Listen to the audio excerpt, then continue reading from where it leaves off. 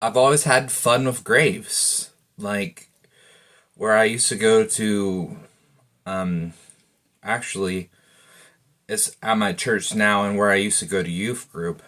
Like we would always play outside on these graves, and like we weren't disrespectful about it, but we were like throwing the football around or playing like kickball and stuff like that.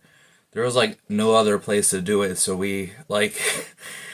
Hopefully, God forgives me for that because it was literally at a church too, like at the church, at a youth group. So it's like I hope God forgives that all of us because we're just trying to have some fun. But um, the main one I wanted to talk about is I used to live right under a graveyard. If you would take a left from my house and walk up the hill, there would be a graveyard there. And what me and my dad used to do, we used to ride on these quads around this graveyard. And I asked my dad the morality of that, and he's like, whatever. It's like, because it's like, there was another place we could have ridden. There was like an abandoned building that I used to ride my go kart around, but for some reason we also did it at the grave the graveyards, and my the neighbor kept telling us to stay away from the graves. Like usually, our neighbor was something else. Like he complained when there was like an ash from our bonfire landed on his truck. One little thing on his truck, and he got really mad about that. He'd always complain like if we bonfired, we rarely bonfired and it was allowed there, but like he get to do it all he wants and we never complain. But then when we do it every once in a while, he'd throw a fit. So, but there's one thing he was right about. We probably should have stayed away from those graves. Like, I mean, they're dead people. There are people underneath that ground that lived, and they deserve respect. And I do hope God forgives me on that too, because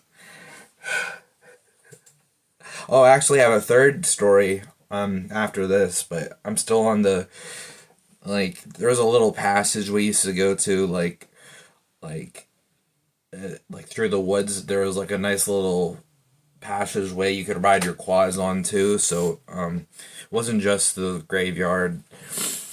But there's one more story about a graveyard. It was the day of my mom's funeral, and like everyone was just having like everyone of course was just in a sad mood and just not happy. So I I asked my stepdad if I could drive the truck, and he said yes. So what I ended up doing it, I drove it backwards in the cemetery, just to like get people to laugh. Like I didn't do it too.